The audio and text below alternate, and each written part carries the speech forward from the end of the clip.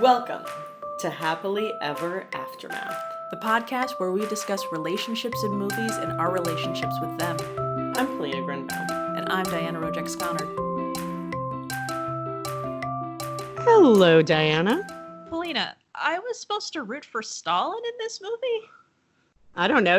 I didn't choose it.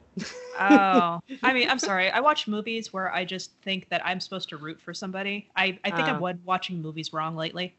I think you're supposed to root for the Russian people, and actually for all people. I think you're supposed to root against the Germans. Oh, again. Yeah. Okay. That's not really the point right now. Yeah. All right. Okay. Well, here's something that makes it easier. Here is what's the point right now. We're in Jude-Ly. Mm-hmm. Yes. And that's important because we have established a very important precedent. Mm-hmm. Meg? I'm back. Yay! Thank you for having me here again for Jude-Ly, the most wonderful time of the year. Hear that, Christmas? Yeah, but here's something that's also kind of important that was established recently. Rachel Weisz is in this movie, and producer Ryan has decided that if Meg gets Jude-Ly, he gets any Weisz-tastic movie. Weisz-tastic? Yes. Yeah, I just made that up. What's Weisz-tastic? I don't know. It just kind of popped into my head. Having the properties of Rachel Weisz being in the movie? Oh, Rachel Weisz. I thought you meant like vice as in having a vice, or Miami vodka Vice. And cigarettes? Or?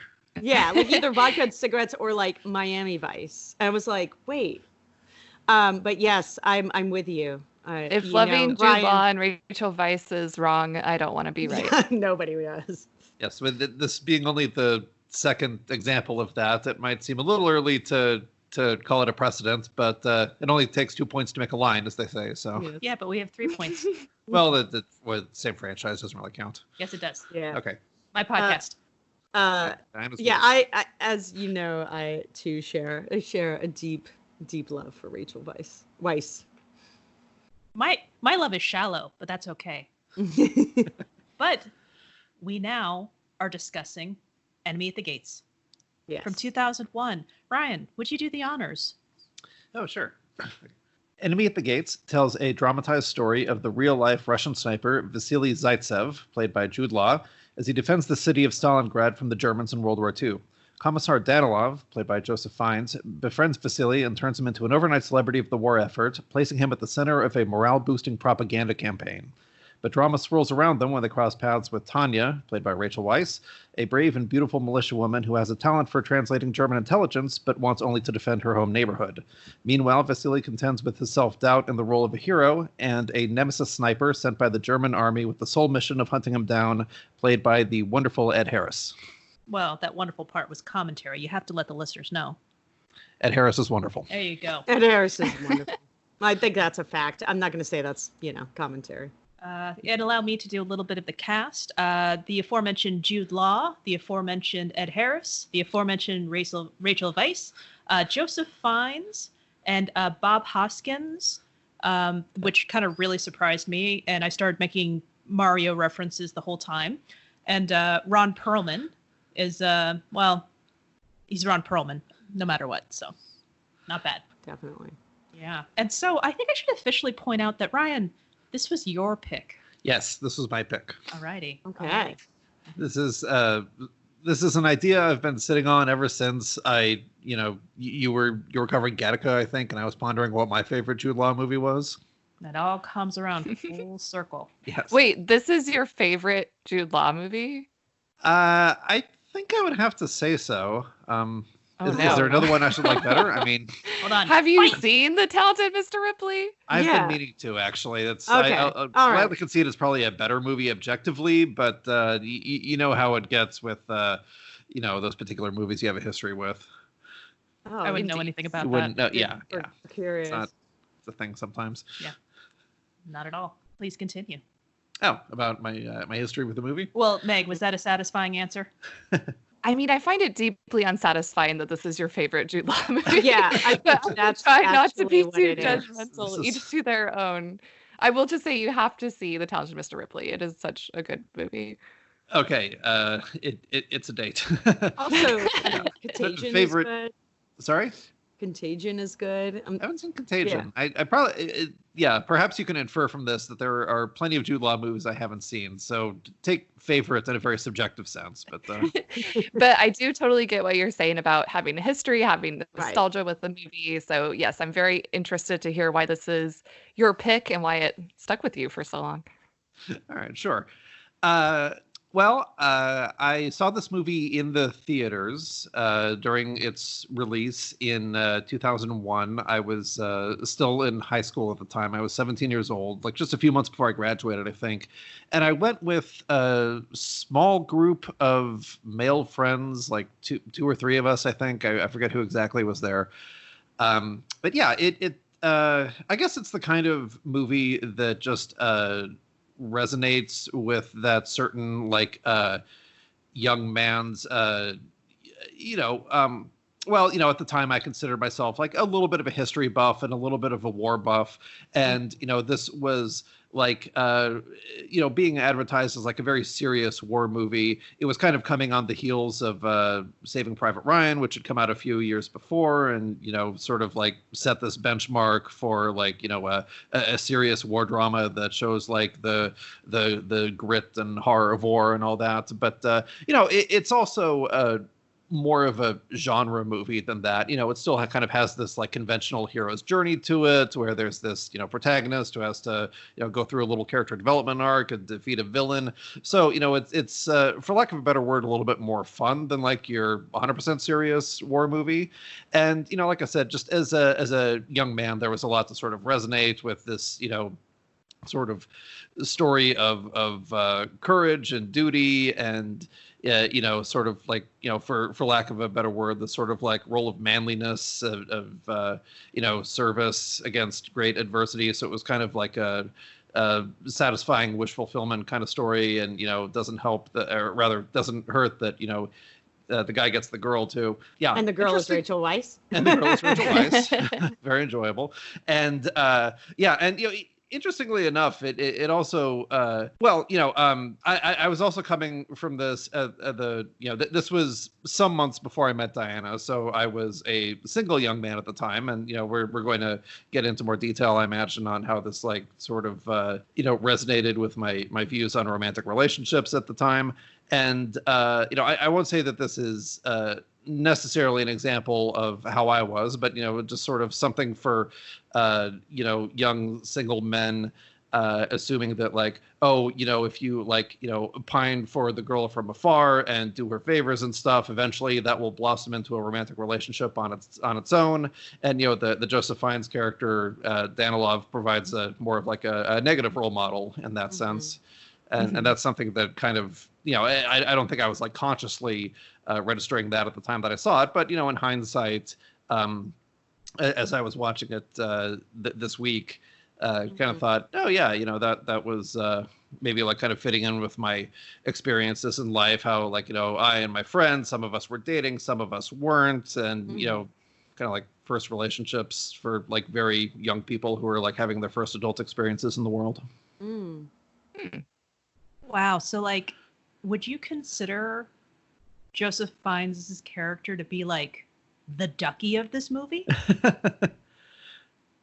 Would we? I mean, like, I haven't seen Pretty in Pink either. Okay, well, never mind. I'm sorry. I shouldn't even be on this podcast. I'm gonna go. No. Tell me like what you mean about like the Joseph Fiennes character being kind of the like. How did that like?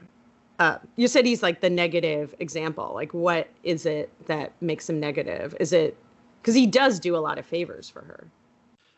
True. And, if he were, just trying to like be a friend or a good officer, that would be fine. But, especially watching it this time, I didn't really recall this from my previous viewings, but like there was the scene where he's like sort of standing over her shoulder as she's sitting at a desk. I think she's like listening to German intercepts on a pair of headphones or something. And he's just kind of like staring longingly at the back of her neck, smelling her hair like a oh my god. Yeah, that was like, she's like that's working. Oh yeah, that's like a whole like it's even I think, easier to contextualize in a modern setting where we have this whole concept of, incel Boundaries? or nice guy or what have you. Yeah. And,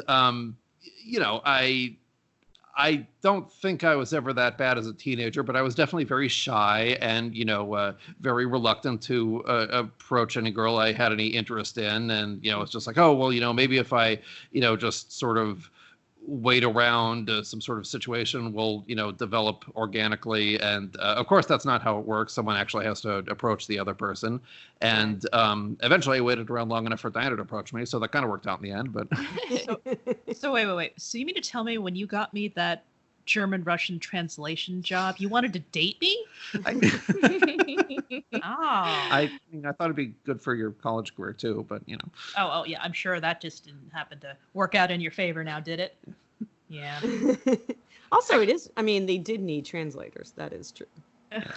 Well, that's the other thing, though, is that I would say, Polina, when you said, like, well, he was doing her all these favors. I'm like, yeah, but the whole time I was watching this, I was just thinking, like, how he is. Yeah, I'm sure that was helpful for her. But every time she tried to, remove herself from that, he's just like, but think about how much good you're doing for the country, Tanya.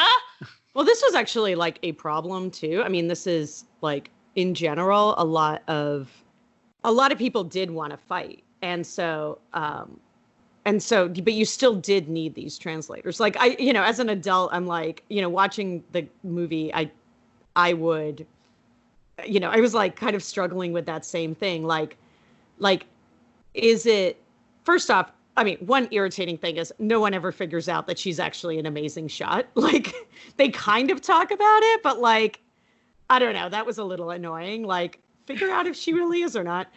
Pretty easy to do that test. But then, having specialized skills like is really helpful in that situation. And yes, they needed a lot of bodies, but a lot of bodies died. Over 1 million Russians died in this one battle. It's like almost, I think, where did I read it? It's like 1/10 of all of the Allied, like more than that, I think, of the Allied deaths in this country. Oh, yeah. No, I'm not. Whereas and the Axis powers, like, it was not, I mean, it was still a lot. It was 80,000, but yeah, we saw in the movie they had more soldiers than they had rifles. So right, Yeah. I mean, no one's disputing the whole need for people with very specific skills. I'm just saying, stop sniffing her hair. Yes, stop he was being gross. Creepy. Okay, good. Let's agree on that. So, then. Oh yeah, I didn't find him overly creepy, except for the hair sniffing. I think the biggest detractor for me for the Joseph Fiennes character was just that he thought he knew what was best for Tanya, and he thought he knew what was best for everyone. So I think that's what his biggest failing was. He wasn't really a bad guy. He wasn't also a quote unquote nice guy, one of those nice guys who never gets the girl. I think his biggest mistake was just not empathizing with the Tanya character and not listening to her. Although I do think he had a point that she could make more of a difference in headquarters than on the front lines, but he also didn't listen to her. So that was probably his biggest failing. Yeah, he definitely, his pretext had a solid foundation in fact, but it was still a pretext. But For sure. I agree that he was a very coherent character, and that a lot of these actions, especially the flawed actions, were all kind of coming from the same place. That he was a true idealist. He really did believe in the country's cause, and that they could work their way toward victory. He was the one telling Khrushchev that we need to stop trying to intimidate our own soldiers and give them hope. And he pays a lot of lip service to the superior ideals and principles of the Soviet Union, and you get the sense that he is really being sincere about it. So, when you have that much strength of your convictions, trying to, believe that what's best for everyone, whether that's Tanya or Vasily or the army or the country, you do kind of feel for the guy, because this isn't just about like what's best for everyone for him. This is about what's right. This actually, this I really... mean, this is one of my irritations of this film. So, Okay. One, I feel like as a, I only saw this for the first time, for this podcast. And I'm not even 100% sure why I didn't see it before. It would seem like something I'd be into. I like more movies. Not all of them. Didn't you say in 2001-ish you were moving? So you missed a lot of movies? Well, I think I wasn't working as much. So there was, I'm trying to think. No, I didn't move, but I wasn't working as much. And God, when did we move to that place? No, I think I was still living that was later. But anyway, regardless, I think that one, I read the review, I was like, oh, this is exactly the kind of stuff that irritates me. And so I'll just see it on video and never got around to it.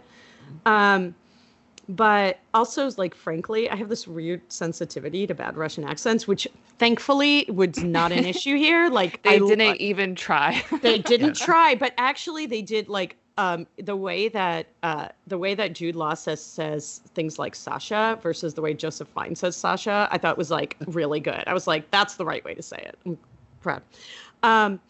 And so they did, they basically, and I thought the speech patterns were different enough that so I thought it was a good choice, much better choice, the way that they handled that.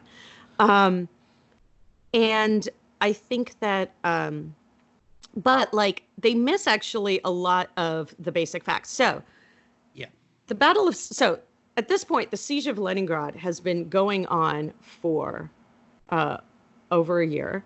And we're basically, we're dealing with, it's not just that the place is called, has the same name as Stalin. It's actually that, they went there because it is where munitions and tanks are being created. The Volga is a really important river for getting supplies in and out. There is also the oil fields. So it's it's pretty intense. But actually, Russia had been using inspiration in this form. It wasn't the Joseph Fiennes character is he, because I can't see his name right now, that he invented this idea because this was keeping people going. In certainly in Leningrad, or was then Leningrad, is now St. Petersburg, or back to St. Petersburg. And so I don't know, that whole thing was kind of, it just it feels kind of ham-handed, I guess, some of that historical telling. Because honestly, you wouldn't have to be there are, X number of oil fields, to the left, to the, you just had to, the Volga is really key. That could have been one sentence.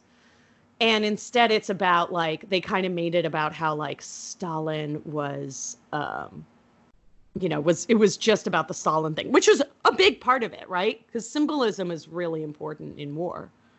But I think it's interesting that you bring that up, because one of my critiques of this movie is that I think it could have been a real opportunity to actually learn about the Russian perspective of the war.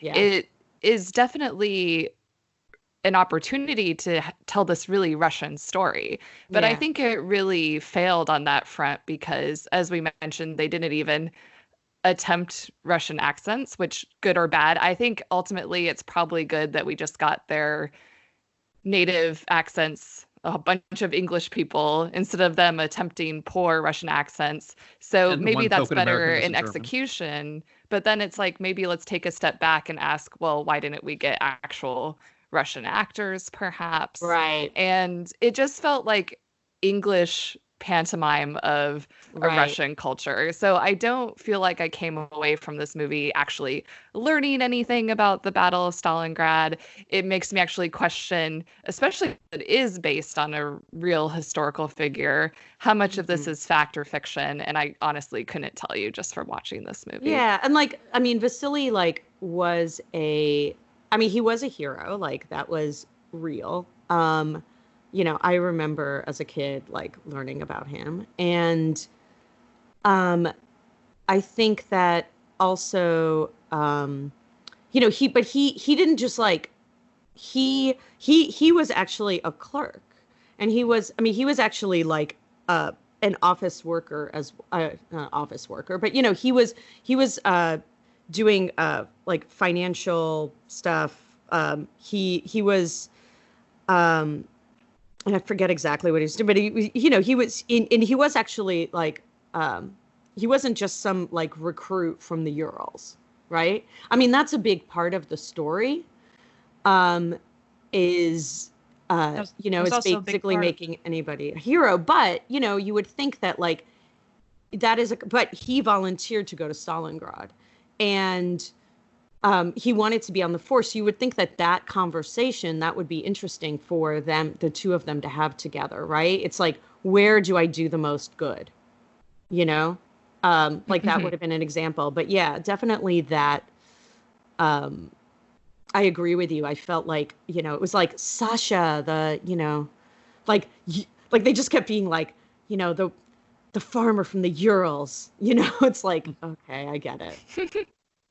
Well, it's a more interesting story, especially when you heard him talking about that Ed Harris's character was coming into play as well. He had this kind of upbringing. You had this kind of upbringing, and now it's, head-to-head not head-to-head combat, but like the head-to-head battle here. So yeah, of course it's a more interesting story. It's happening in the movie, while at the same time it's happening as the movie is being done. Like, if you read the actual history of these things, it's not as interesting or draws in the viewers. You got to have all of these beats of a movie, because I was thinking about all these different people, like, just the idea of what they do, their story sounds amazing, but their story doesn't necessarily make a good movie, because a movie has to follow these certain types of structures, and if they try to venture out of it, you might lose audiences. Before we go too far into this, Meg, when did you first see this movie?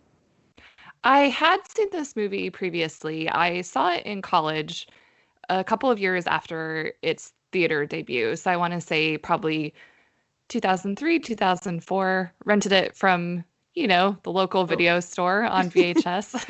And one of the reasons why I'm able to date when I saw it is because I remember distinctly watching it with my roommate, who was my roommate for junior and senior year of college. And I remember this because she was a bit shy, let's say, about all things sex. So during one particular scene, it was very awkward to watch with my dear friend. I'm so glad you brought that up. That's part of my story too. Okay. Yes. I don't know why this is the part that resonates so much, but it's honestly the scene that I remember from this movie. Listener, if you haven't seen the movie, there's a point where Rachel Weisz's character and Jude Law's character have semi-public sex in a soldier barracks. So they are literally laying between a bunch of male soldiers trying to have passionate yet also quiet sex. Yeah. And it's a little bit awkward to watch with friends, perhaps, but that was the scene that stuck with me. And I also remembered the sort of finale scene where Joseph Fiennes sacrifices himself to help Jude Law find the Ed Harris character. So I wouldn't say that this movie made much of an initial impression on me. It's really interesting to hear why Ryan enjoyed it so much, because I think there really is a big divide when it comes to war movies. I think Ryan really encapsulated the sort of thought behind why there continues to be so many movies made about World War II. And I guess I've just never particularly been a war genre movie. So that's one reason why this didn't get ratcheted up to my favorite Jude Law movies. Although I'm pretty sure I must have been the one who suggested we rent it at the video store. Because it does have like amazing people in it. I mean, yes, and Bob I had Hoskins just watched playing Nikita Wild. Khrushchev is super fun. Oh my gosh, maybe too fun. He made Yeah, him a a little bit too comical. fun. I was Yeah. like, what is going on here? Yeah. But that was my initial Also, like experience with the movie. it's like the focus of the commissar versus the focus of the generals is kind of interesting. Mhm. But yeah, it wasn't going well. So okay. Sure. So similar experience with that. I'm glad you brought that up, because I think those were the two individual scenes that stuck with me the most. You know, Danilov getting himself shot in order to reveal the position of the major. But yes, also that sex scene, that was like probably because like not unlike your experience, but you know I got to watch it. It was surrounded by friends in a theater, and I'm trying to remember, like I wouldn't have attended that many R-rated movies in the theater. That might have been the first sex scene I watched like at a cinema, like with people and like and not just like any sex scene. This is like, you know, as you pointed out, the whole nature of like the setting is that it's like hear a pin drop quiet. There's like no music, no dialogue, and like the characters are trying not to be heard, and you're just like sitting there in this theater watching this like incredibly awkward sex scene, and like you just like if someone like shifts in their seat, you're gonna hear it, and everyone's just trying to like, you know, not as though you'd like be making eye contact. And especially as a 17-year-old, I mean, let's just say, like, you know, for a teenage audience, that's probably pretty like familiar with any of their such experiences, and that it was awkward, rushed, trying to avoid detection by authority figures. Yeah, exactly. Yeah, exactly. They really seem to kind of making it up as they go, you know. Yeah. Diana, when did you see so yeah, what's your experience with the movie? I don't think we ever got around to it.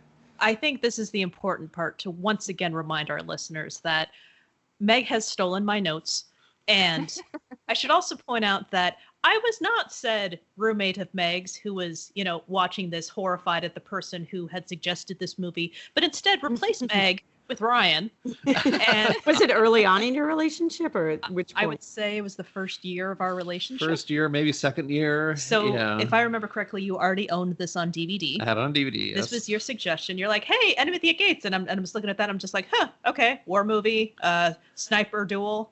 All right, throw it on there. Let's see what happens. And as I've talked about on the podcast before, Diana's movie diet was a bit different at the time than that. You know, she was the one who was like, I think like of the first 4 movies we watched, like 3 of them were crime thrillers. So there was Reservoir Dogs, Suicide Kings, The Professional, and Evil Dead 2. Yeah, and the Planet of the Apes remake, but let's not count that. Oh yeah, that didn't count though. That was just hey, it's in the theater. We did not know it was that bad. We just Now we know. It's bad. Sorry. And for the record, Planet of the Apes Wahlberg remake. Yeah. Not Tim Burton Wahlberg classic, I guess. Oh yeah. I love it's funny that you guys looked at us like, wait, what's the problem? No, not that, not those remakes. I like war movies, to be honest. Like, I didn't even realize I like war movies, but I actually do. So yes, I guess I'm the weirdo here, but anyway, so when you saw it, it was a movie where it was interesting and there was a duel and I was, you know, watching what was happening, and then the sex started and I'm like, what's happening right now? Person that I started dating relatively early. Oh, this is uncomfortable. It's still uncomfortable because when he put this on for us to watch again, and I'm just like, damn it, why are you making me watch this again and rehash that whole thing where I was uncomfortable the first time you had me watch this movie? Could you now that you know it's coming, could you fast forward through it? That's not authenticity, Polina, for the podcast. It's true. I'm glad you didn't. But it is the first time I've watched it since that last time. And Meg, like Ryan, like Meg, I remembered that scene, and I remembered Joseph Fiennes doing what he did. So much so that this movie got so lost in my memory banks, I couldn't remember what happened to the kid. And I started like, honey, what happened to the kid? He's like, you're just going to have to wait till the end. No, don't do that to me. I don't remember what happens. If something's going to happen, and then something happened. I believe you Oh. also remembered what happened to Ron Perlman because he was like far and away your favorite character, and yeah. On the first watch, I really enjoyed Ron Perlman. I did remember. Oh, he was so much fun. I remember what happened to him, and I was sad about that. So take note, people. This is me. I was more sad about Ron Perlman than that I remembered what happened to him than Sasha. Did I say it right? Did I say Sasha right? Okay. I mean, so it's speaking like, of Sasha, yeah, oh, sorry, it's go ahead. just like an accent thing that he did, and I was like, that was good. I approve of that. Well, so speaking of Sasha, and just to piggyback off of some of the things that Ryan said, I think it's really funny to come away from this movie, see the same things, and have the completely opposite opinion. Because, like you were saying, Ryan, like you enjoyed the grittiness, you enjoyed the sort of seriousness of this. And while I did find it gritty and serious, I thought that it tipped too much. So I got the feeling that the writer and director looked at this checklist of war movie tropes and then just kind of like spat them all out to the point where I felt it was kind of like ham-handed. It's like, okay, we've got children being murdered. We've got sad operatic singing. We've got all the young boys being thrust into the horrors of war. And it just felt very pat to me, I suppose, and it didn't really resonate. It felt like every other war movie I had seen. Did you feel that way when you saw it originally? I mean, I gotta be honest. My it. original impression of the movie was forgettable. I honestly don't remember what I felt the first time I watched it, except for those two scenes. Yeah, I'll acknowledge that this is objectively a more forgettable movie than my subjective experience was. Like rewatching it again, it's like, oh yeah, I can see how like on a scale of movies in general, this ought to be considered mediocre, and I think that's very fair. And it's also true that. For presenting a real life story, it's very ahistorical. You know, Diana, I thought your point was interesting that there are these like two different layers of artistic license being taken. The sort of like propaganda within the movie, but then also just the, Hollywoodizing of the story. And yeah, I've done a little bit of reading about like which parts of the movie were accurate and which weren't, and it was like a lot more inaccurate than it was. And in fact, yeah, a lot of the stuff they brought out, like what Meg was listing, and more like just the general dysfunction of the Red Army, how they were like shooting their own soldiers for retreating and didn't have enough supplies, and it was all disorganized. Like I want to say most of those things like happened in reality at some point in the war, but them all happening all at once in this most critical of battles was an exaggeration, I believe. Yeah, that's kind of, I mean, to be like, I didn't study the Battle of Stalingrad. I studied some of what I studied in college was modern European history, but obviously that was so friggin' long ago. It was like that I don't remember a lot of it. But yeah, I think it was. I mean, they lost. Like it was a huge turning point in the war, and I think like it's like you needed to get those things in, but I kind of feel like they, in a weird way, got them in a little too early. Where, yeah, like then you kind of, I think you were right. Like then you were like, so wait, so these people are terrible, but and now I'm supposed to root for Stalin?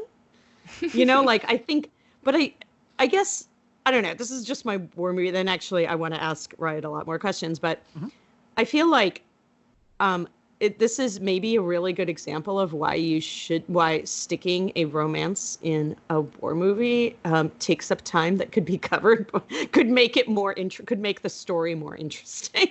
Then how are you going to get the dames into the theater though? I mean, you're asking a woman who like was super excited to see 1917. So like, yeah. So I have no idea, Diana, because I'm like. Well, 1917 was great. I will say though that as someone who's not typically a fan of love triangles, it might have been the strongest part of this movie for me. And I think there are a lot of war movies where we get love stories either on the side or also a main focus of the movie. There's a lot of war movies like that. Also, there's even Jude Law war movies like that. Cold Mountain comes to mind. Right. But we don't get love triangles that often. So that was maybe the unique part of this movie. I guess like if I start watching, my grandparents on my mother's side like met during the war, and one of the things that they often talk about, and I think a lot of people who were young, and caught in war and didn't die, but kind of lived through it, like, and especially if they were maybe not on the front lines and experiencing, this horror, but were maybe a bit back, like, or obviously depending what it is, there's an energy to that time, and a feeling, this sense that you're gonna die makes your like everything very intense. And so they kind of like, there's a fun, growing up listening to people talk about, I mean, especially my family, because my family is from Leningrad, and so much of my mother's family was there during the siege, and my great grandfather was in the army. He was he wasn't a soldier. He was I forget his exact rank. I think it was general, and he it was like a big, like, that pride and that sense of like we protected our country was so big, and it was almost like they missed that time, I guess, like especially if you were like 17 to 23, I think, right? I think because that it was is such the an common immediate time.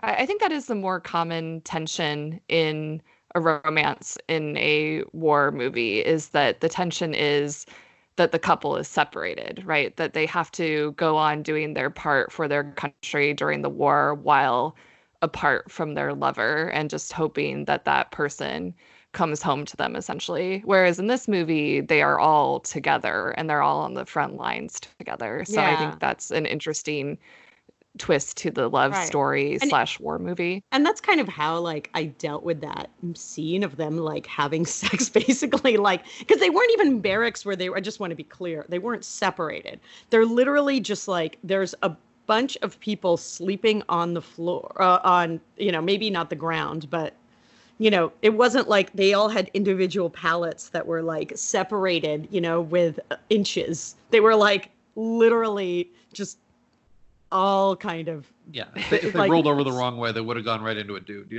right. And so accidental three-way. Yeah, exactly. And so I feel like there's a thing of like, you're there, they don't know what's going to happen tomorrow, so this is literally their last this might be their last chance. I don't want to be overly dramatic, but I don't know what's going to happen tomorrow, so... Right, but like... Don't get any ideas. I'm saying percentage-wise, like, they're losing at someone they know every single day. It could be them, right? I think, so to underline it then, what you meant was they might die tomorrow, not they don't know what's going to happen tomorrow.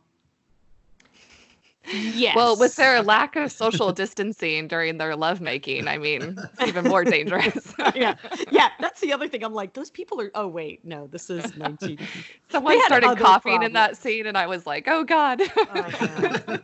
It's that's so dangerous. I know. Yeah, I'm like, the ventilation's terrible in that place. One thought that did occur to me as I was watching this, because like I of course remembered the like extreme awkwardness, and it was like definitely like the most bizarre love scene I had seen in my young life at the time, for context's sake. But then this time when I was watching it, I was noticing, and I looked this up, I guess like about 2% of the Red Army was like female soldier, and not even like counting support staff, like actually on the front lines fighting, which for the time is a very large number. And it's not that big, but thinking like 150, that's probably not that uncommon of an occurrence for those soldiers. It's kind of like right. Well, they actually, I don't know if you saw, but like, so they operated in this like you saw like there were 3 of them, like ideally it's this this formation of like you have 2 snipers and 1 scout, and a really effective supposedly formation, and so at one point, Vasily leaves, like, and you see the two soldier, the scout and the other sniper, like, make out.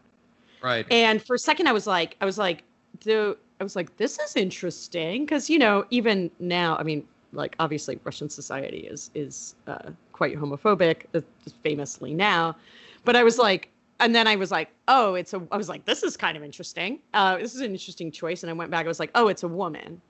And they don't really comment on it, which is kind of cool. I mean, in general, I think, yeah, that's a more. Yeah. So Diana and I were joking with each other about that when, Ludmilla and Anton, I think, were their names. Yes, and they both get killed in the same battle. I think the first battle that we see them taking part in, and we're saying, oh man, they killed the beta couple. How are we gonna have a rom-com now? So rewatching it, Ryan, like, do you feel like that you were talking about how, you know, a lot of these kind of movies, and I think I felt the same way about a lot of war movies when I was a teenager, this like idea, because that being in a war, you know, as sort of this defining moment of your adulthood was something that was really hammered into my head culturally. Like, my parents weren't like, you should be in the military, but, you know, my mother's family was a military family. In fact, my mom was actually, my mom and my grandfather worked in the space program. And they weren't astronauts, just to be clear. Were they cosmonauts? They were not even cosmonauts. They were, like, my mother was a technical project manager. But like so this was like, nobody was expecting me to join the U.S. Army. But that fantasy and that thing of being, you know, that this basically tests your mettle as an adult. Watching this movie? No, like, being through a war like this and what you do, you know, like how you, I mean, so much of the, you know, the Russian victory over the Axis powers, and Germany is in particular, really had to do with kind of like all the things that other people were like, it's like, fine, you want to starve us out? We're going to stay here. I mean, I know a lot of people left Leningrad, but, you know, there's like family lore that we knew and didn't, you know, like, this is such a thing of like, what are you going to do in war? Are you going to stick it out? Are you going to make it through? Are you going to just like, you're just going to push on through, and no matter what they throw at you? So anyway, now looking at it now, as, you know, as now being older, like, how did that seem to you?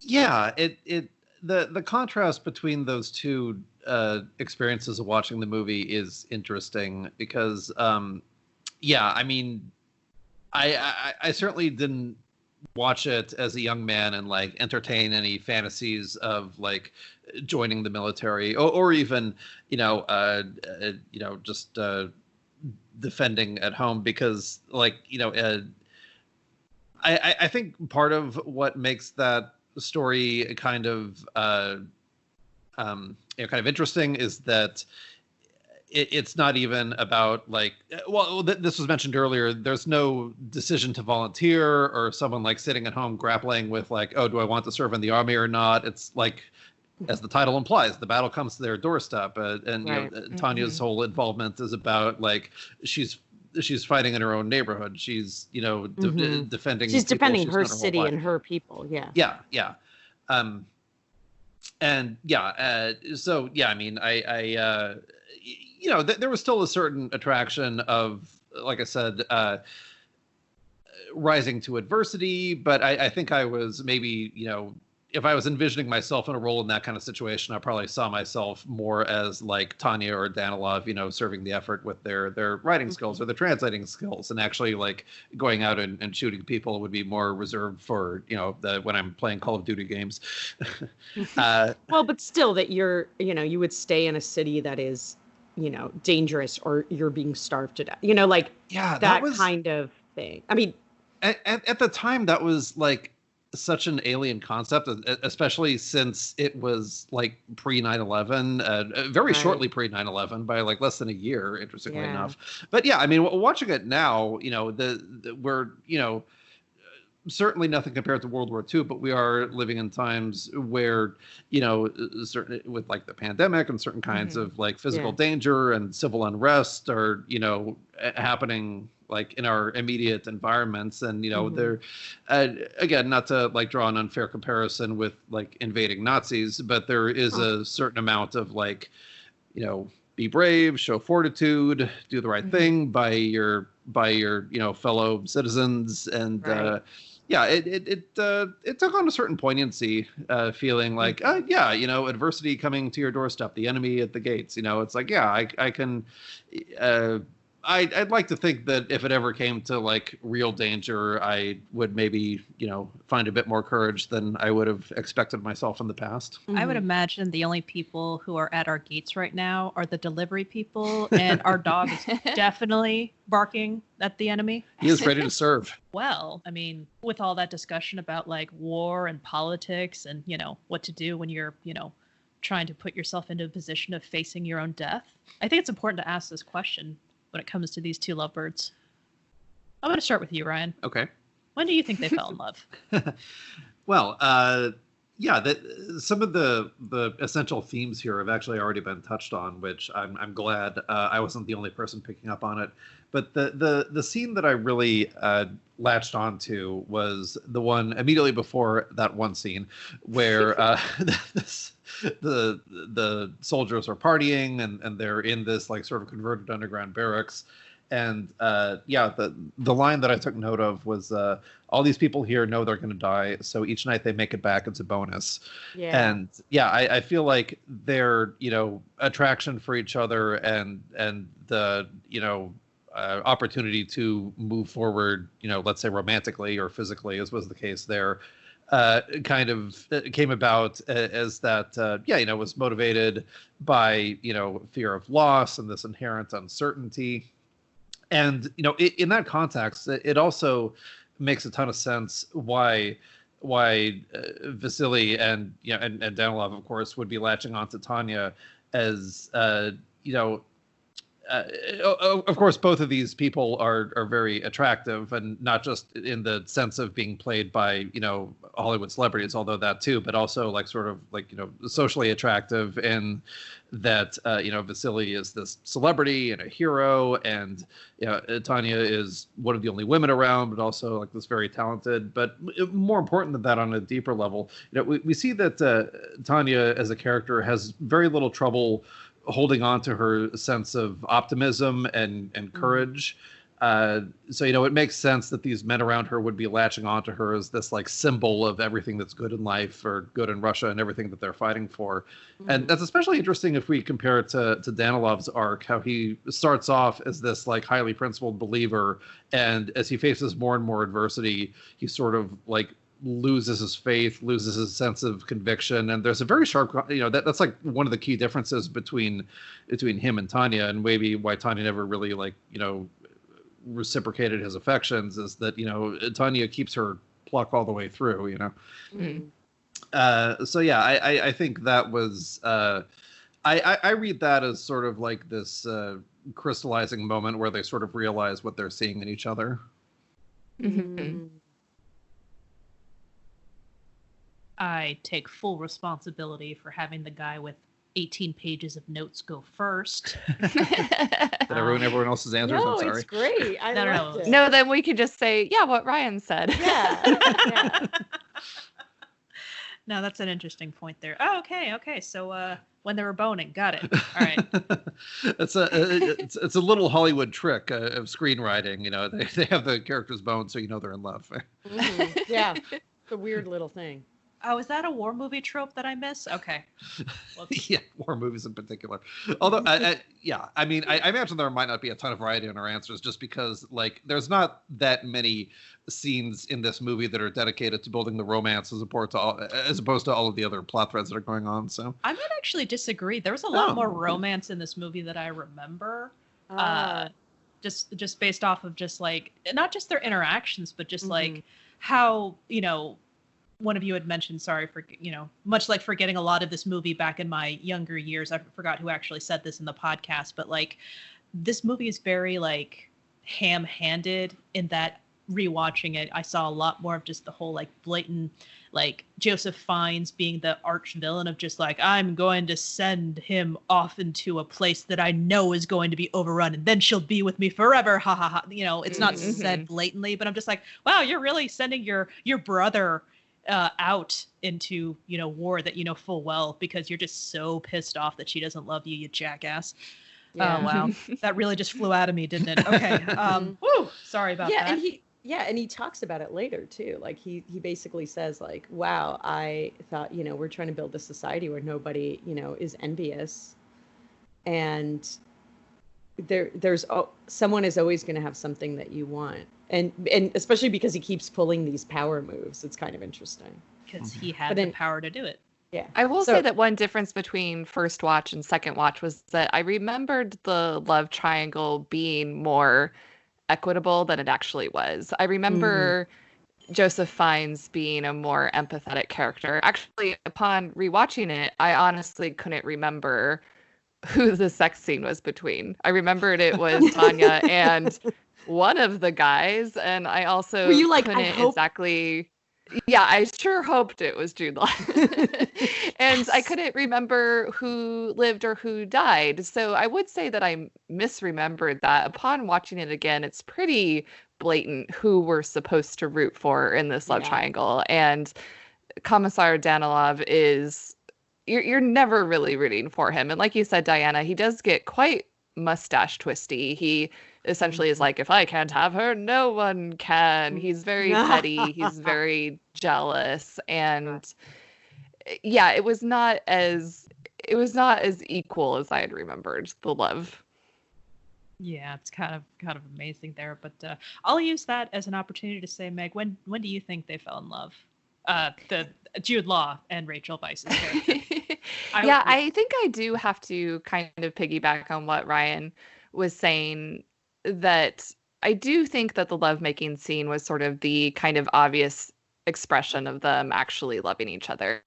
I do think it would be easy to watch this movie and perhaps not buy into the romance at all, because a lot of this is built around necessity, like you were saying. She's one of few women. It's very possible that they'll be dead the next day. These are the type of circumstances where you might find yourself sleeping with someone just because there are other options, or you would maybe like to get laid before you die. But even that being said, I did buy into the romance. And I think in Vasily's case, he remembers very distinctly seeing Tanya on the train, and he was instantly enamored by her. He watched her read her book and watched her sleep. And I wouldn't say that he was in love with her at that point, but once he meets her again in that underground house where Sasha lived, I think that was sort of like everything was reframed for him. The first time he saw Tanya suddenly seemed like fate. It suddenly seemed like dream come true that they were reunited again during this war-torn era. And I think for him, upon laying eyes on her again for the second time, when it seemed so unlikely that their paths would ever cross again, I think that's when he really began to earnestly fall in love with her. And it's kind of accelerated. And you do see a lot of real, actual romances from this time where young men and women got married right away because of the war and because they wanted to have that experience in their life while they still could. So I found it very believable that Vasily and Tanya would fall in love so quickly. And we see him already trying to like impress her when they're all in that house together. He's very self-conscious about his literacy when she's this very erudite, educated woman. And also his so-called friend Danilov is kind of showing off his own education and trying to dismiss and outsmart Vasily at the same time. So that moment when they're all three kind of interacting for the first time, I think already Vasily was like, oh, I think I love this woman. And then Tanya coming to Vasily that night being like, well, it's all or nothing, and I want to physically express my love for him. I think she definitely loved him at that point. And also when I don't remember the sequence of events. I think this was before the lovemaking, but when she rushed to the factory where he was pinned down by Ed Harris's character, she literally rushes into danger with the potential of being killed to try to save him. Mm-hmm. Yeah. Like without hesitation, just like. Yep. And with a tiny barrier, because I do believe that Danilov was trying to go like, no, don't go. And she's gone. Whoops. Okay. Yeah. I'm like, yeah, you could have tried a little harder. I mean, no, I need your translating skills. Diana, when do you think they found that? It's again, what are that mechanisms of going not first? It's kind of easy to piggyback here. So what's kind of amazing is that Meg, what you were just kind of alluding to, just totally nailed it. And you managed to steal out of my mouth, I can't remember the sequence of events. It was before or after they had sex. But no, I honestly believe with Tanya's character, it's just the fact that she just immediately bolted out. Where is he? He's back.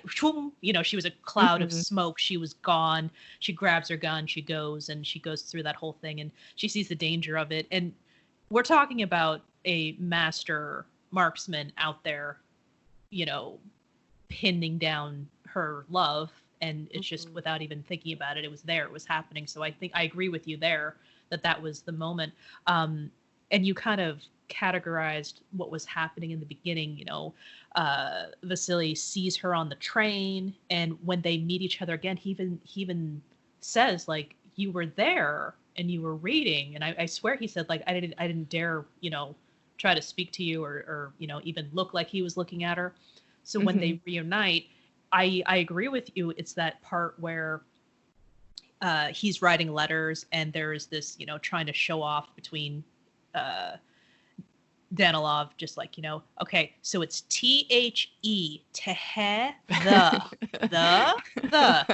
I just want to point out that this is a man who was like, he ended up being, he was the head of the finance department. Like, he obviously knows how to write like this basic stuff. So anyway.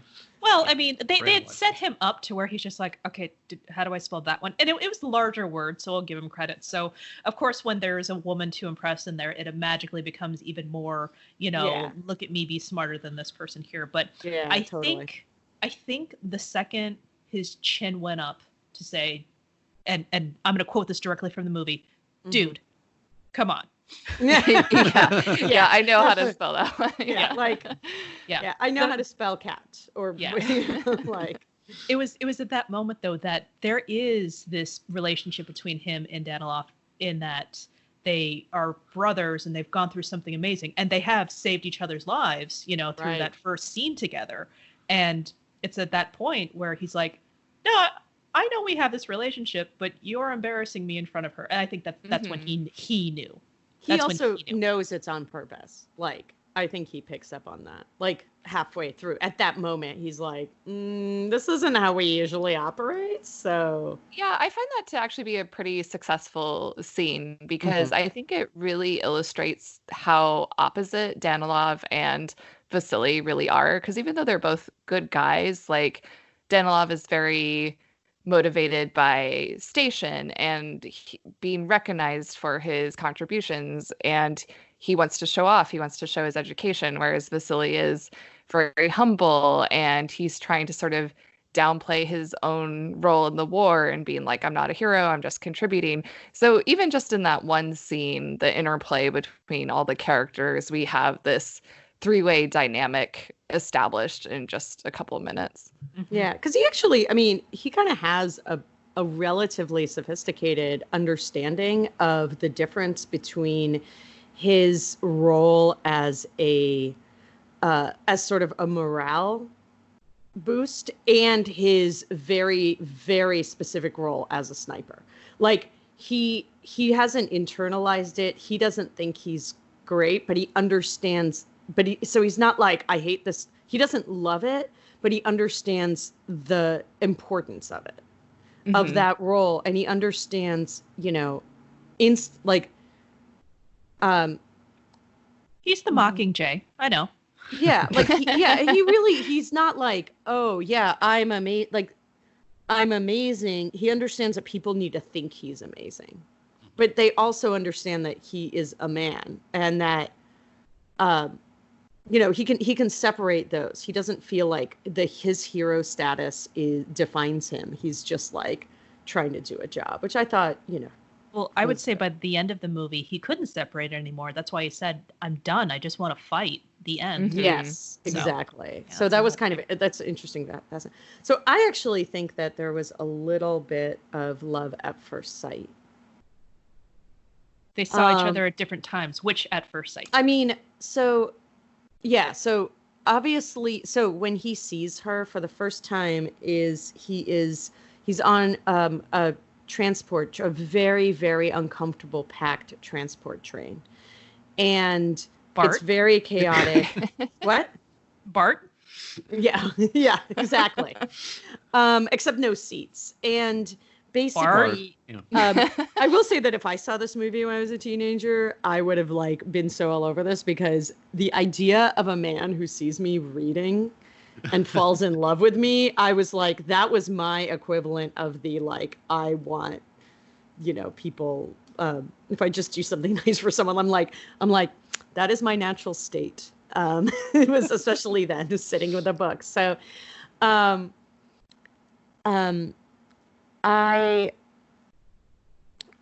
thought, one of the things that I took that scene as being is basically like, this is kind of what I'm fighting for, is to have a life where I can see a girl and ask her out and, go out and go like have a picnic or whatever. Like this is kind of this normal life is, and this beautiful, beautiful woman is, kind of like the contrast between that dream and what is going to happen, which is like a horrific scene of carnage, and chaos and pressure and blood and death. And I think that like, and I think when she meets him, it's this kind of underground, storage facility. It seemed like a basement that he finds himself in, and he's introduced, and he's just, so with Meg, like, it's like, this is so amazing that this could be happening, that we see each other, like, because she gets taken off the train. So the fact that she is even going, at the same place that he's going is not a guarantee. Mm-hmm. And then for her, she looks at him, and it's really interesting because she's like, he's so familiar to her. And then she's like, oh, you're that famous guy. And that's how she resolves it in her own head. But actually, I think he feels familiar to her because she falls in love with him. Mm-hmm. She like remembered him from the train. Yeah, or just like, yeah, exactly. And maybe even not that, but like just suddenly like I see this person. So I don't know if she maybe really remembered him from the train, because later on she doesn't really indicate that. Mm-hmm. But like just the sense of when you're like, oh my God, you're my person. Right? Mm-hmm. But so she sort of like doesn't quite like get there. Well, do you think that, so do you mean you think that when she meets him, you're my person as in like a romantic sense? Or yes. Right. Oh, okay. And then she kind of goes, oh, I just feel this way because he's famous. Like he's been on all these banners. And that's why I recognize him. Like, I think she feels a deep kind of recognition of him as a person. Okay. So let me clarify this. So I said, in like the movie context, like, do you think she recognized him as, oh, you're my person because of a feeling, or do you think she has a parasocial relationship going on because he's famous? This is what I'm trying to ask. No, I think what she feels is that you're my person, but then she kind of talks herself out of it because, if there's a war going on, like I'm not here to make friends. I'm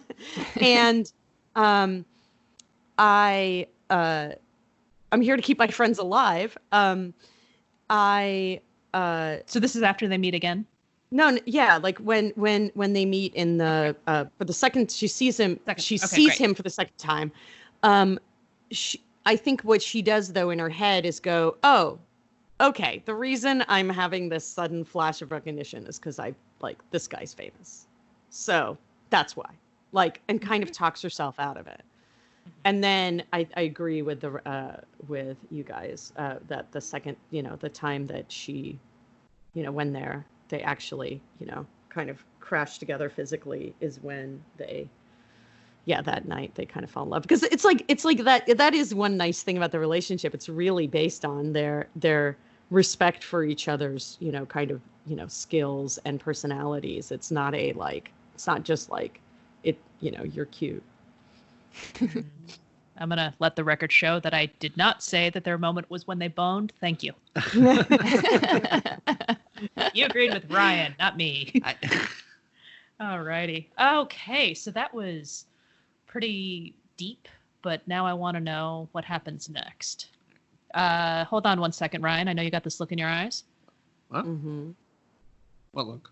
Like you wanted to go first? No, I was wondering if you were going to make me go first. No, I was going to say, hold on one second. Hey, Meg, would you like to go first? Oh. Ooh. Oh, but it's so much easier to just parrot what Ryan said. I know. I'm like, my whole answer was predicated on Ryan going first. So don't worry, Polina, we're going last.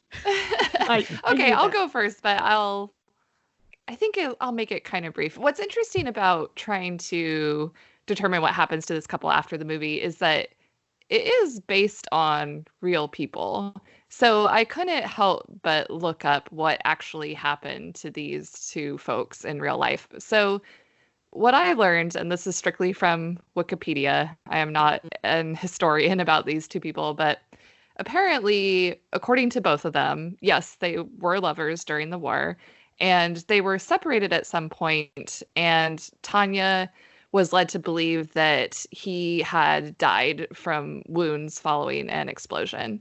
So after the war, they both returned to civilian life, and they each married a different person. And a book came out that this movie was very heavily based on. It was called Enemy at the Gates, The Battle for Stalingrad, written by William Craig.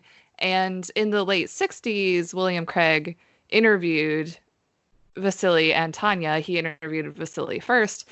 And when he went to interview Tanya, he said, tell me about your time with the Hares. And the Hares was the Russian sniper group that Vasily trained and led.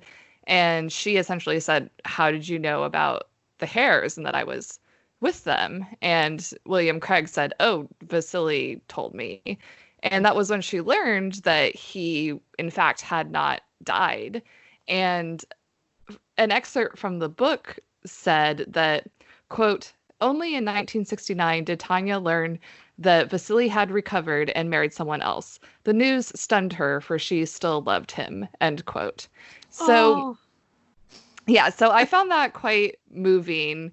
And I just really liked that idea that she still remained in love with him. And we can see from the movie that already the movie is cherry picking from history. The end of the movie is different than what happened in real life. So I'm going to cherry pick a little bit as well in my prediction of what happened after the movie. So the movie ends with them being reunited. Vasily finds her in a field hospital after that she's been wounded by shrapnel. And I think that, like a lot of World War II couples, I think that they got married as soon as the war was over. Mm-hmm. I think based on their personalities that we see in the movie, the fictional representation of their personalities, they were both people who really wanted to serve their country in their own way, whether that was giving them fame or not. And in fact, they didn't particularly want fame. So I think their civilian lives were actually very low key, and they were totally happy with that. They were big pillars in their community. In real life, Vasily went on to be a manager or director of a textile factory. And in the movie, they allude to that he would really like to be a factory foreman. So I think that that's what he went on to do. I kind of foresaw Tanya becoming a teacher. We know that she's very educated. I think that she would find it very rewarding to teach children, especially in this fictional version of Tanya where she's quite devastated by Sasha's death. And I think she feels some sort of responsibility for him dying. So I think she would go on to become a teacher of young children, probably teaching them Russian and Ukrainian language and maybe German as well, although I don't know if that would realistically be in the curriculum during that time. And I'm going to cherry pick another bit of actual history. Apparently, she was really wounded by shrapnel, which left her unable to conceive. So I'm going to say that they did not have children, but they lived happily together into old age. And that's my end for them. Aww. All right.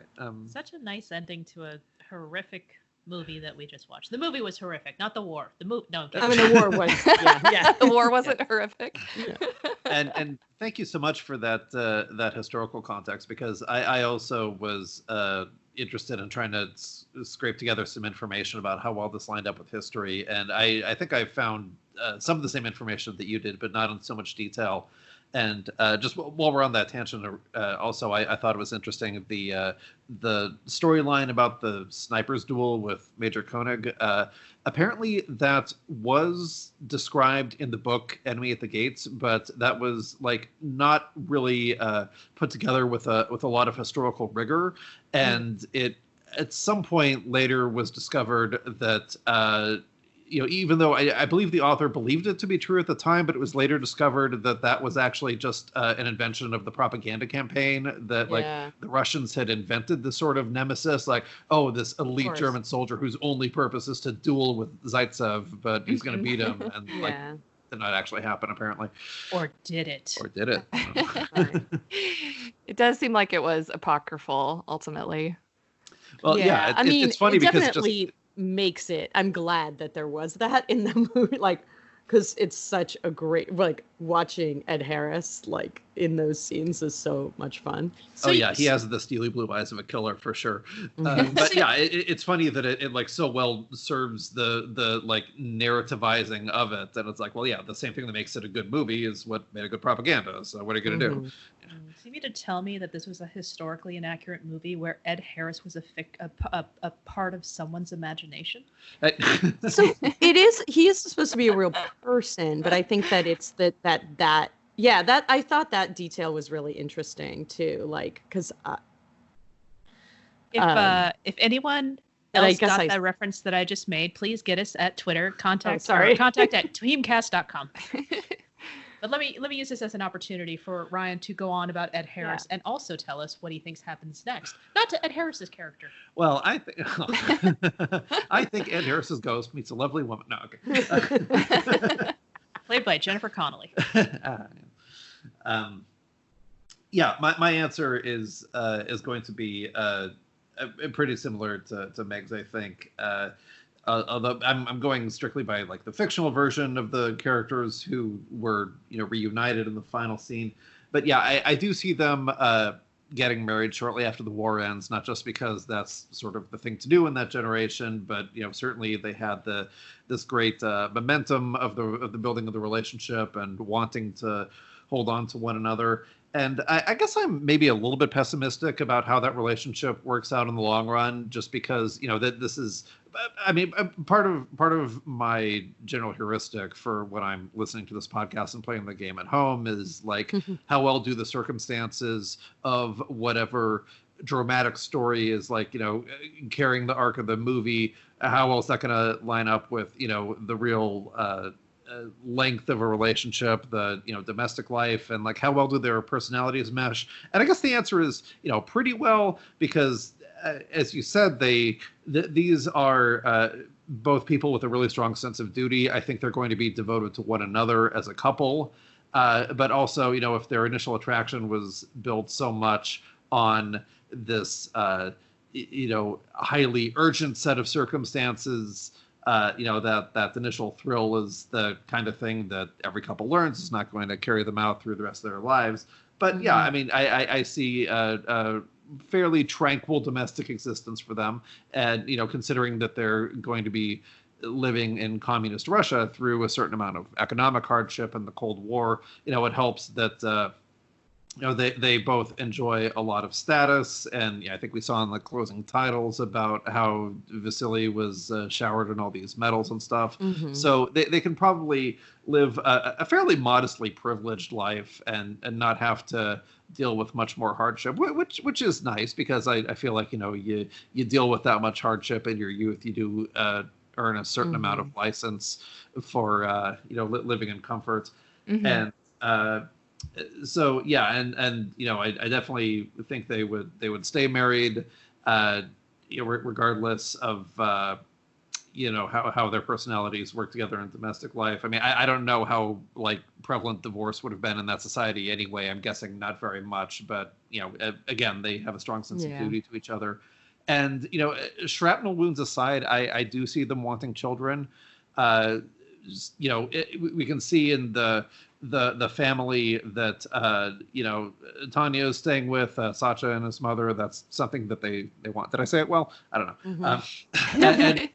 And also perhaps building on Vasily's childhood experience, where he was raised by his grandfather, who taught him how to shoot, and we haven't talked about that a little very much, but we learned that he had this formative experience where he was supposed to shoot a wolf and he failed, and it cost his family a horse that they were using as bait, I guess, which doesn't seem very wise, but maybe that's it doesn't. And that's where some of his self-doubt came from. So I could definitely see him using that as a model for raising a child strong, but maybe wanting to do a little bit better and set the child up for success a little bit more than that do or die thing, which I think that do or die attitude served him well in the war, but any generation who goes through that is going to want a more tranquil existence for their kids. So I hope that he can bring that what happened to him as a kid and what happened to Sasha, and that would really carry forward into I want a better life for my children. And I think these are two people who are well equipped to deliver that. I kind of wanted to jump in on what you were saying. I always have similar thoughts about couples movies where their initial relationship is forged in really harrowing circumstances, and whether they really do have much compatibility beyond those initial circumstances. And I'm always reminded of actually the movie Speed, where where they say, I've heard that relationships based on intense experiences never last. So everything's measured against speed. I mean, So there's is this that next week? idea, in The Bachelor, in The Bachelorette, right? And a lot of these reality where what you do is you put people into, circumstances where adrenaline is a really big part of it. I mean, that's why, the Speed, that's what made me think of it. So the Speed example is literally all about adrenaline, and that it basically fosters the same, the feelings of connection, or that's the theory, which I think is I always think about that too. I've heard that's why you're supposed to take a date to a roller coaster. Right. Yeah. How do you feel about that whole trope? Yeah. Brian, I will let you accept this rose if you get on this bus going 55 miles per hour. Yeah. That's it. The bus you is get going the girl really fast. and you get to live. Alrighty. Diana, Polina. what about you? We're going to turn it back to me. Okay. Yeah. I mean, I can go if you'd like. Nah. So they had 2+ years, basically in theory, he finds her, when they find out about, the end of the war, the, pact being signed. Which right? That's what they're celebrating, not the end of the Battle of Stalingrad. I just realized. I think it was the end of the Battle of Stalingrad. I don't think it was the end of the war. That messes my entire thing up. Because I was in the fact that there's two, and I should have probably gone back, but the fact that there were 2 years. Ryan, do you remember? I'm suddenly realizing. I want to say you're right. I remember something in the the titles about a pact being signed. So yeah, that might be yeah, because like as Americans, we measured the end of the war by like the Pacific Theater, and that was a good bit later than like Hitler committing suicide. So I think it might be right if that was like if the main action took place in 41 and the end was 43. Or Yeah, I the end believe of it Stalingrad definitely was ended in 43. 43. I was thinking the the movie. final. Yeah, I was thinking the final, like the end of the war, and which is like would be in May of 1945. And so that kind of messes with my whole thing because in theory, like he hasn't been looking for her that long. But basically, I'm on the side of like they, have a nice life like together, that they end up together. I do love the idea of them having children, but it did pretty much seem like if they are, my assumption after that is that she's pretty severely wounded.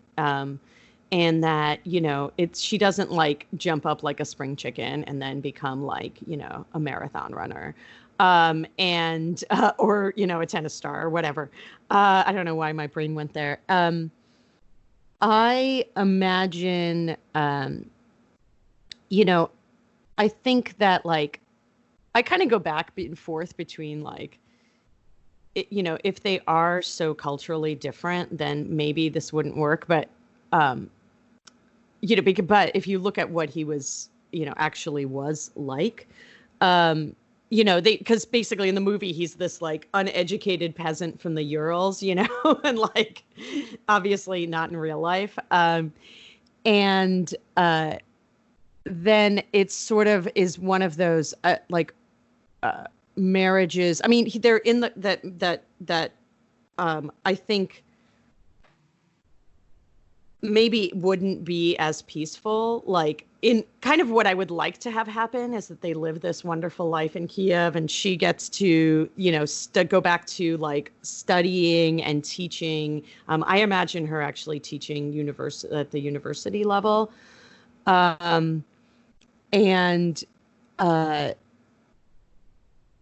then, and he, as I said, he goes on to like have this factory life, he has a factory, and, but I see actually like their roles within the Communist Party and watching it change, is like, I think I think that's going to be the main tension in their relationship, because I think at some point she's going to get very, as like, they're both famous, right? They're both already famous in real life. Like it's this kind of, and if she stays with him, he's sort of a hero he's a hero of the war. He gets trotted out. He's a member of the Communist Party. And so he has to be a true believer, but I think that may be where the tension is going to end up, because she is going to be like, this is not what we fought for, the stuff that's happening right now. So I do see them staying together because just the pull of their love story is so big, and the social sort of pull of their love story. And I agree with, like, I don't know statistics. Like I know my grandparents on my father's side were divorced, so it's not like it never happened, but I didn't, that wasn't that common. And but yeah, I think they do stay together until, each of their deaths. But I think that's where there's going to be tension in their marriage. All right. Oh, all right. Here I am, Conrad Bummer, coming in to bring everybody down. Yeah. Well, I was going to say Major Bummer, but, I could be Conrad Bummer if I want to. Yeah. All righty. So shrapnel's no joke. So if we're going to just be plucking from history and plucking from the artistic license of the movie, I'm sorry, movie, but like, Tanya looked really good when they reunited at the end, but there's going to be an infection. I'm sorry. Diana, no. I'm sorry, Meg. There seems to be a pattern. I was bringing it down, but I must like this couple more than I thought because that just made me really sad. I know. I where feel you're the going same with way. this. Pretty sure they had antibiotics though at that point. Yeah, but access, honey. Oh, they ran out of their antibiotic ration. Yes. The supply lines around the block. I mean, if only every other person got a rifle, only sixth person got antibiotics. Historically accurate, 100% historically accurate. My prediction. Okay, so sorry, Tanya, you had a wonderful little bit of time being reunited with your love. That came from very extraordinary circumstances of being on a bus going 55 miles per hour. That's right. When she was trying to read. When she was trying to read on the bus. And unfortunately, there was just a tiny period of time together. There's an infection. She dies. I did joke that Vasily was the Mockingjay, but he really was the Mockingjay. Yeah. And somebody should check on Suzanne Collins and see if she totally watched this movie when she was younger, and that's where she got all of this from. You know, not real life or anything like that, or you know, or but reading the book or reading the book, Enemy at the Gates. Okay, yeah, okay. So I will say that he will have enough to. I mean, okay. So Ryan had mentioned that the way he was raised, where everything was live or die, you know, type of scenario, and he was going to try to break that cycle with his own children. But with this tragic loss that he has, in the addition to all of the tragic losses of his, you know, partners in arms and his, you know, the beta couple that got lost early and often. He's Sasha. Dang it, all of these people, the ones that he didn't kill.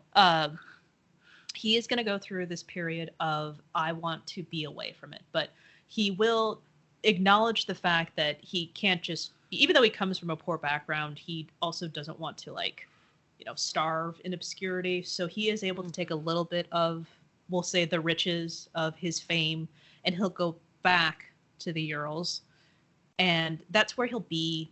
But I would say that it's important to note that I assumed that because of his upbringing and his desire to come in and fight and be a part of this war, he wanted, you know, he volunteered for this whole thing. He kind of went in with a death wish. Not a death wish per se, but like an assumption of death. So the fact that he survived, he's going to have this version of survivor's remorse, especially now that he met Tanya. It's going to be even deeper because now he has somebody who he's, you know, not just fighting for country because that's what you were, you know, taught. You fight, you die, this is what you do, this is life.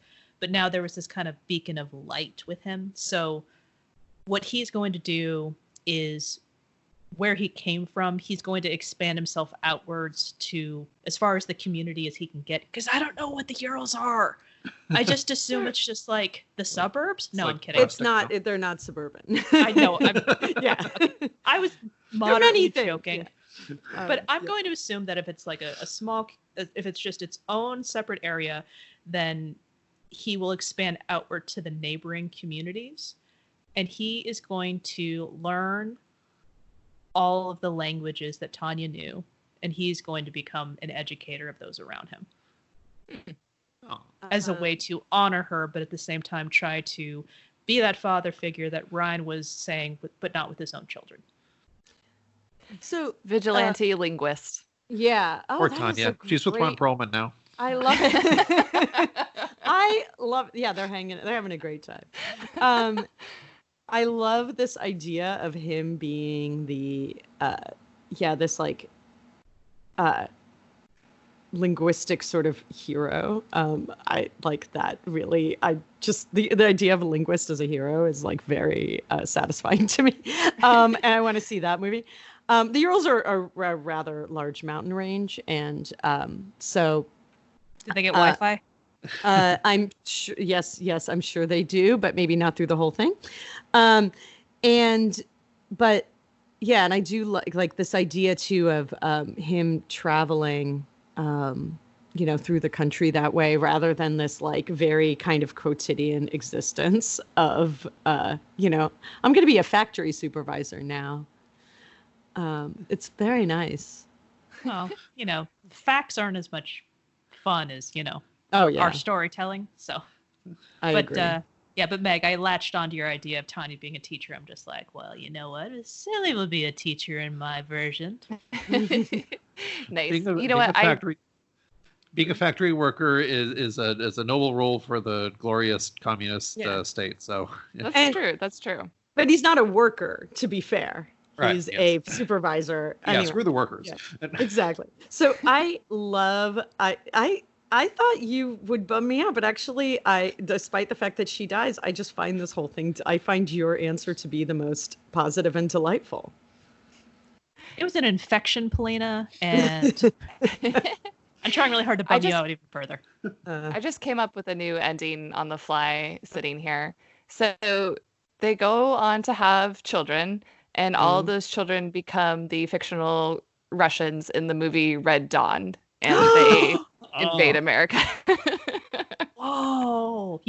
I thought the time frames wouldn't work, but like, was there any potential for any of them to go to America and then become like the couple in The Americans on FX? Probably not, because he dies in 1991. Yeah, in your version. Right. But even that, so let's see, he was born in 1915. So yeah, probably not, but I like it. Did he have any affairs? Any time traveling that we can work with, like Captain America I like style? it could be that his kids become. Yeah. I mean, that's his daughter and son become the couple in the Americans. That's actually great. I mean, I hope not, because they play a married couple and ew. Oh, right. Okay. Maybe that's better if they are in the real, the real life. They each, I guess she couldn't have kids, but they have children, and the children find each other somehow. Didn't even realize. Milla had a kid if they lived long enough, and then they get married. Right. There you go. It's already too late, honey. I know. Yeah. Too late. So many places. Yeah. Anyway. Are you standing by your Red Dawn ending, Meg? Because if so, best crossover ever. Yeah, that's my new ending. Okay. I accept. For obvious complicated reasons, I did not see Red Dawn. But I know what happens because I heard a lot about it. For obvious reasons, I did not watch the sequel to Red Dawn. Yes. Sorry. Despite having Hemsworth in it. Yeah. We'll just pretend it was a Hemsworth we weren't interested in. Yeah. Wow. No Chris Evans. I like these. Yeah, these endings are really sweet. Actually. Yeah. It was an infection plan. Okay. No, I'm sorry. Oh, actually, you know what? I mean, let's face it. Like, there was a lot to bum you out in this movie, so I think we're fine. Well, how about this? I mean, I think it would have been possible if Tanya had the spray Staying Alive from our sponsor, Frankie and Murr. She could have survived that infection. Oh, yes. All right. But for basic no purposes, doubt. I should probably say that I'm not a medical professional, nor should Staying Alive be substituted for any type of medical treatment. But I will especially say that, shrapnel-related medical treatment. The statement not evaluated by the Soviet Board of Medicine. Okay. Okay, assuming we haven't lost our sponsorship from Frankie and Murr, I would like to point out that they do have a spray called Staying Alive, and it's actually supposed to be really good for sanitizing purposes, which is pretty good. It works as a sanitizer. It's actually essential oils and alcohol, so take a look at it. What's really great about that is that they're our sponsor, if I haven't said that yet, and if you make a purchase at Frankie and Murr, if you use the promo code HAPPILY1, HAPPILY and the number 1. You'll save 20% off your purchase, and orders over $40 ship free, and you'll be supporting our show. I mean, that was like a really awkward segue to get to a spray, but in all honesty, I really do enjoy their sprays. They're awesome. And I actually think they would have been helpful also because one thing, and this is where, when you watch, you're like, oh, I feel old, like, my ability to like enjoy romance is, and I mean romance with like the fantasy part of it, not reality, is like, I'm like, oh, they're really dirty and probably kind of smelly. So I feel like that would have been helpful too. Like just a quick little spritz, just sort of freshen things up a bit. If you're going to hide in a pile of corpses. Exactly. You want some Frankie and myrrh on your person. When do you? Never mind. No. When do you ever want to hide in a pile? Nobody wants to hide in. But If you are forced to survive. But wouldn't the spraying motion give up your position to the sniper? No, you do it after to get that corpse smell off of you. Right. Yeah. So you're saying that they could have won the war with Frankie and myrrh? They did win the war. Faster with Frankie and rather, we did win the we won the war. No, yes, they did win the war. So see, and yes, I think that it could have happened faster.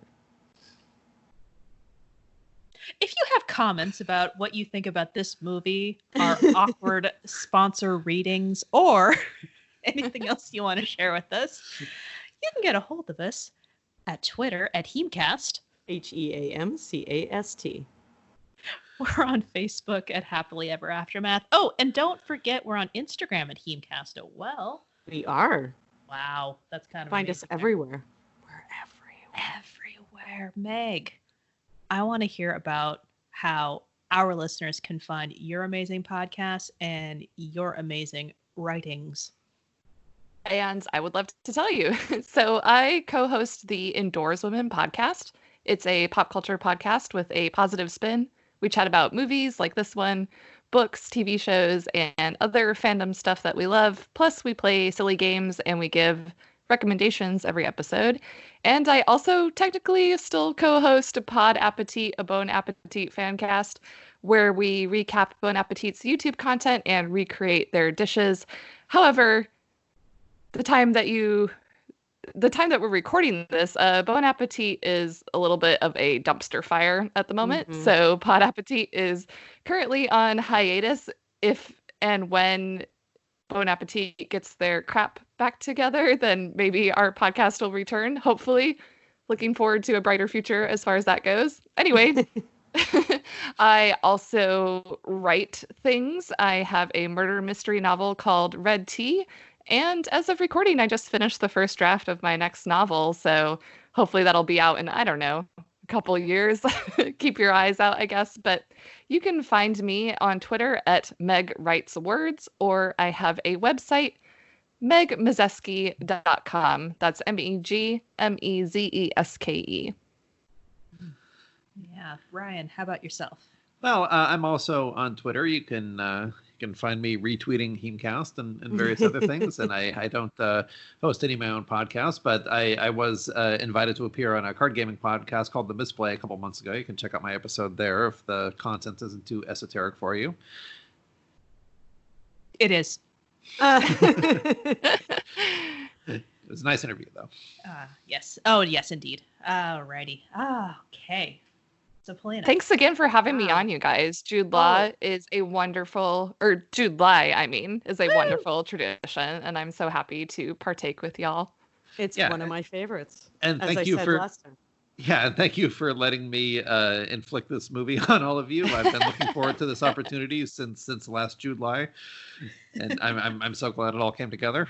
I want to thank you for introducing there's two people that I have a bit of a crush on. Getting together was just delightful to watch. So I will say, when I realized that it was Jude Law and Rachel Weisz, I was like, yes, yes, I am here for this. So there you are. Okay, well then, thank you again, both of you, for joining us, and until next time, thank you. Thank you. Next time we'll be watching 1952's Singing in the Rain. What a glorious feeling. See you then.